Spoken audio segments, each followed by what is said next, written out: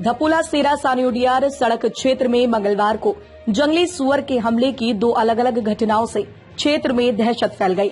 दोनों घटनाओं में नेपाली मूल के 2 युवक गंभीर रूप से घायल हो गए, जिनका इलाज राजकीय सामुदायिक स्वास्थ्य केंद्र कांडा में कराया जा रहा है। पहली घटना मंगलवार दोपहर करीब 12:30 बजे धपोला सेरा के समीप भद्रवती नदी के पास हुई। यहां सड़क निर्माण कार्य में लगे 18 वर्षीय त्रिलोक पुत्र पहल सिंह पर अचानक सुअर ने जानलेवा हमला कर दिया। हमले में त्रिलोक गंभीर रूप से घायल हो गया। उसे ग्राम प्रधान धपोला सेरा योगेश धपोला, भदौरा गौरव धपोला एवं सामाजिक कार्यकर्ता शंकर धपोला की मदद से 108 एम्बुलेंस द्वारा राजकीय सामुदायिक स्वास्थ्य केंद्र कांडा लाया गया। चिकित्सकों ने घायल के शरीर पर 31 टांके लगाए। हालत गंभीर देखते हुए उसे बागेश्वर रेफर कर दिया गया। दूसरी घटना दोपहर लगभग 1 बजे इसी क्षेत्र के पास सानियोडियार दाणुथल स्थित सौर ऊर्जा प्लांट में हुई, जहां 22 वर्षीय नेपाली मूल के युवक सुरेश बोहरा पर सुअर ने हमला कर दिया। ऐसे हमले में सुरेश की पीठ के निचले हिस्से और सिर में गंभीर चोटें आई हैं। उनका इलाज भी राजकीय सामुदायिक स्वास्थ्य केंद्र कांडा में चल रहा है। घटनाओं की सूचना मिलते ही धर्मगढ़ रेंज के रेंजर दीपक चंद्र जोशी मौके पर पहुंचे। साथ ही कांडा थाना पुलिस से उप निरीक्षक हरीश लाल, राजस्व विभाग की ओर से राजस्व उप निरीक्षक दीप वर्मा एवं प्रकाश गोस्वामी भी घटनास्थल पर मौजूद रहे। ग्रामीणों ने इस घटनाओं पर चिंता जताते हुए वन विभाग से क्षेत्र में सुरक्षा के पुख्ता इंतजाम करने की मांग की है। लगातार हो रहे वन्यजीव हमलों से ग्रामीणों और मजदूरों में भय का माहौल बना हुआ है।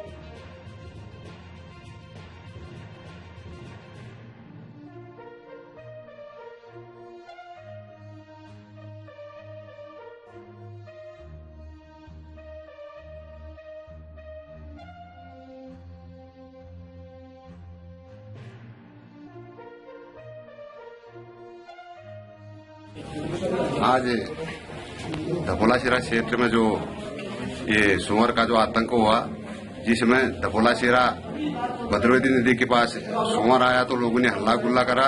उसी के निमित्त धपोला सेरा राव सेरा जो मोटर मार्ग है उसमें कार्य चल रहा था। उसमें एक नेपाली जो नदी के पास आया था तो उस पर अटैक करके उसको सुअर ने बहुत ज्यादा काट रखा है, जिसमें धपोला सेरा के शंकर धपोला ने जो सामाजिक कार्यकर्ता है उनके द्वारा हमें सूचित किया।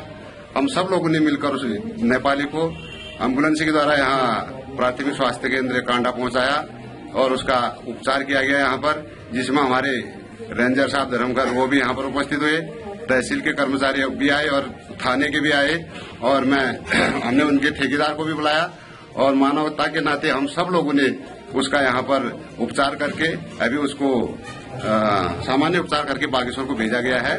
और उसी के निमित्त तुरंत फिर थोड़ी देर में फोन आया कि दाणुथल में एक को और काट दिया। उसी सुअर ने दाणुथल में दूसरे नेपाली को काटा, वो भी यहाँ पर पहुंच चुका है। और रेंजर साहब से हमने वार्ता की, वो कह रहे हैं कि इसको शूट कर सकते हैं, लेकिन ये किसी की बस की बात नहीं है कि सुअर को कोई मार सके। मैं शासन प्रशासन से भी यही अनुरोध करूंगा, क्योंकि क्षेत्र में जो दहशत है, जो छोटे छोटे बच्चे स्कूल जाते हैं, इधर उधर खेतों में जाते हैं, तो बड़ी समस्या बनी हुई है। सबसे मैं अनुरोध करूंगा शासन प्रशासन से कि उचित कार्रवाई कर इन सुअरों को मारने का आदेश दिया जाए या इनको बंद करके कहीं आगे लिया जाए। मैं पुनः सभी क्षेत्रवासियों का भी धन्यवाद करूंगा, उन लोगों ने इतना साथ दिया, क्योंकि एक मानवता के नाते उस नेपाली भाई को यहाँ पर लाए और उसको अभी बागेश्वर ले जाया गया है और दूसरे को सामान्य चोट है। ये तिलक सोनाव पहल सिंह, उम्र 18 वर्ष है, ग्राम ढकारी, थाना ढकारी, जिला अछाम, नेपाल का रहने वाला है, मजदूरी करता है।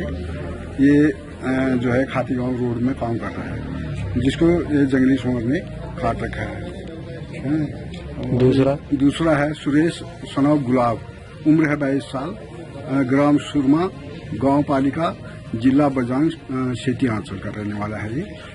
और ये सौर ऊर्जा दाणुथल में काम कर रहा है और इसको भी जंगली सुअर ने काट रखा है, जिनका उपचार चल रहा है जिला हॉस्पिटल। ये क्या नाम CHC कांडा में उपचार चल रहा है। तो आपको कैसे किसने द्वारा बताया गया? ये हमारे पास मेमो आया था हॉस्पिटल से। मेमो के आने के बाद हम हॉस्पिटल में आए हैं। क्या है गंभीर स्थिति किसकी है, क्या है, कैसी? गंभीर, दोनों की गंभीर स्थिति है। दोनों के पीठ में और एक के सिर में भी उंगली भी काट रखी है।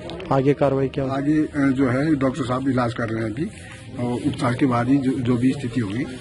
आज दाणुथल तथा धपोला सेरा में सुअर द्वारा 2 व्यक्तियों को घायल करने की सूचना प्राप्त होने पर जो है तुरंत घटना ये सामुदायिक स्वास्थ्य केंद्र कांडा में स्टाफ सहित यहाँ पर मौके पर पहुंचे हम लोग और घायल व्यक्तियों को सामाजिक कार्यकर्ता श्री शंकर धपोला जी द्वारा यहाँ अस्पताल में लाया गया, जिनका प्राथमिक उपचार चल रहा है।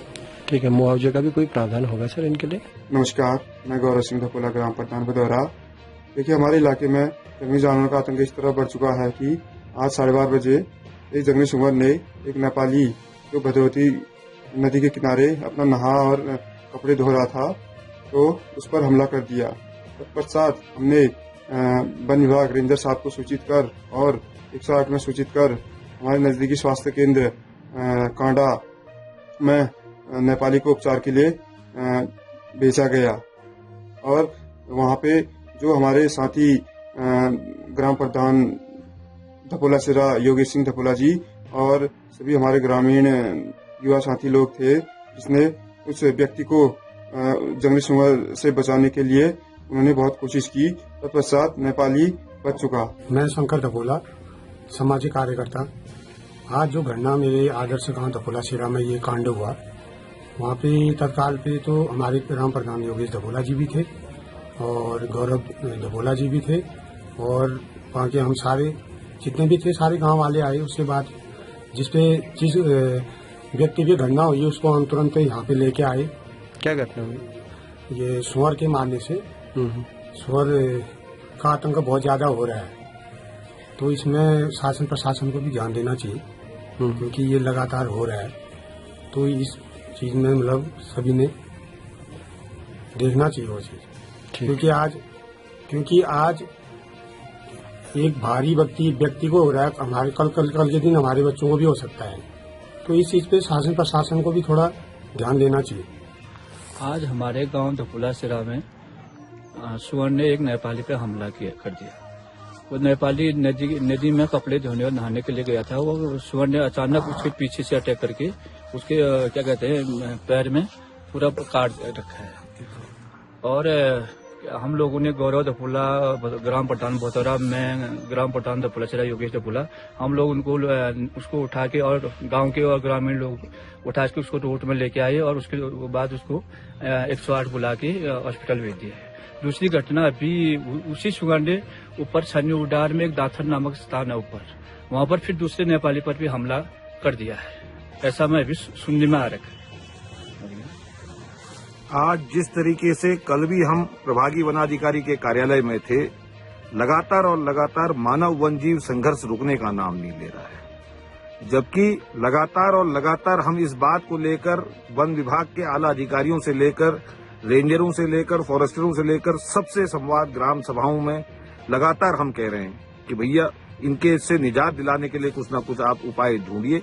आज ये बेहद दुर्भाग्यपूर्ण घटनाएं हैं, जबकि एक तरफ कहा जा रहा है कि इनको मारने का आदेश है, दूसरी तरफ ग्रामीण अनभिज्ञ हैं कि मतलब किस तरीके से उस आदेश की प्रक्रिया किस तरीके से लाई जाए कि उनके लिए बंदूक की व्यवस्था कहां से हो। कई ग्राम सभाएं तो ऐसी हैं जिसमें लाइसेंसधारी कोई है ही नहीं और कई ग्राम सभाओं में लोगों को आज फॉरेस्ट विभाग को, वन विभाग को कहीं न कहीं जागरूक करने की जरूरत है और सरकार कहे 17 से 18 बंदूकें, राइफलें आपकी फॉरेस्ट प्रभागी वनाधिकारी के कार्यालय में आज सरकारी बंदूकें रखी हुई, क्यों नहीं वो उनके अपने अधीनस्थ कर्मचारियों को प्रशिक्षण देकर गांव-गांव में तैनात कर रहे हैं। 17 का मतलब अगर हमारे कपकोट विधानसभा में अगर लेते हैं तो 17 हमारी न्याय पंचायतें, 17 से 18 न्याय पंचायतें हैं, तो उन न्याय पंचायतों में इनसे निजात दिलाने के लिए उन बंदूकों का इस्तेमाल करे ना सरकार।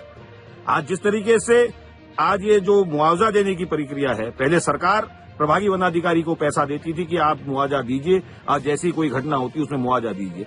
आज आप वाइल्ड लाइफ कंजर्वेशन के तहत आपको मुआवजा मिल रहा है, तो कहीं न कहीं दुर्भाग्यपूर्ण है। सरकार अपने नियमों को देखे और नियमों में कैसे शिथिलता हो, उन शिथिलता से कैसे ग्रामीणों को बचाया जाए, इस पर सरकार का ध्यान होना चाहिए।